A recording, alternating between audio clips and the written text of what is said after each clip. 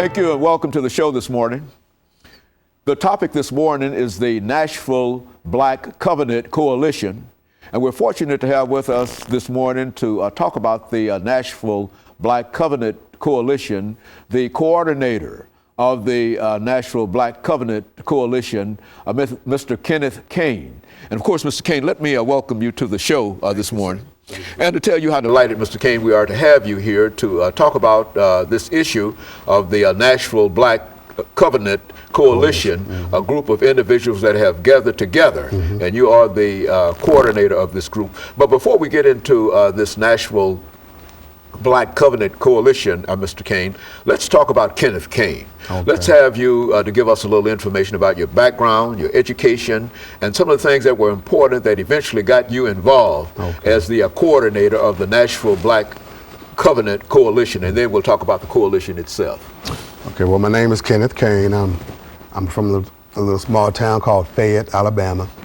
I'm the product of a military family.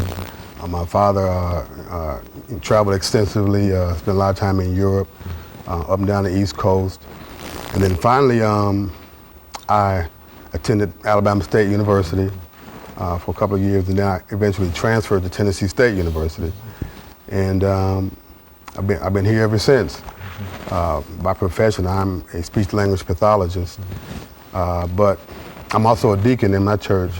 I attend Progressive Missionary Baptist Church, where the Reverend Henry Blaze III is our pastor. And so my actions in the community actually come out of my faith in God, my inspiration to assist those who need help, basically.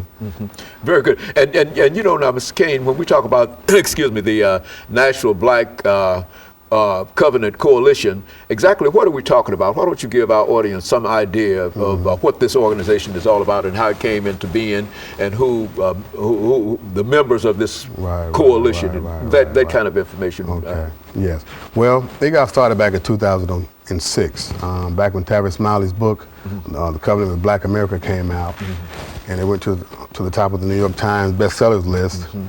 Many cities around the country felt a need to try to rally around those 10 topics that were in the book, outlined in the book, that basically spoke about our ills that we're confronted with all over the nation, you know, from healthcare to education to the criminal justice system.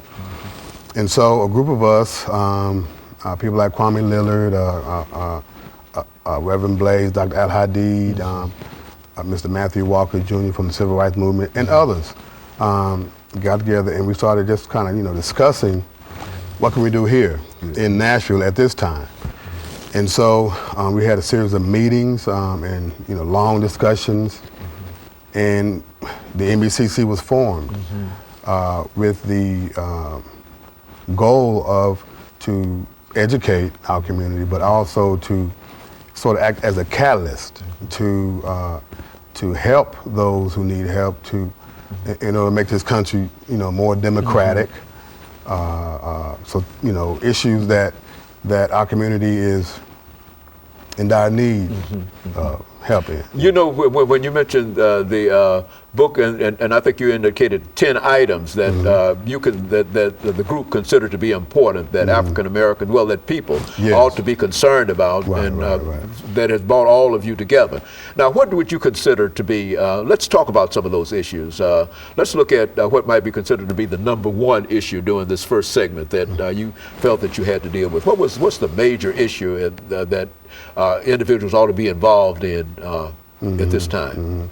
Well, there are several major ones, I would say, but I think at the top would have to be our moral compass. Okay. Our values as a people in America, as a black people, because I understand that there are actually two Americas.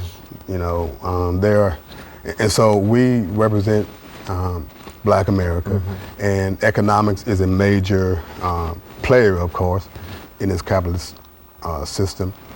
But then so is voting, and so we do have a conference that we're planning, and I guess we're going to discuss that further in the program. But economics right now, we are hurting tremendously. Much more than that. When I think what you're saying here too is that when we say that Africans have a 9%, I mean the American people have a 9% unemployment, we're not touching the people that your coalition is concerned about, which might go up to 16 or 19%. Yes. Okay, and of course what we'll do when we come back after this first commercial break, which will come up in the next 10 or 12 seconds, then we'll pick up on that. And we'll be back with our audience following this very, very short commercial break.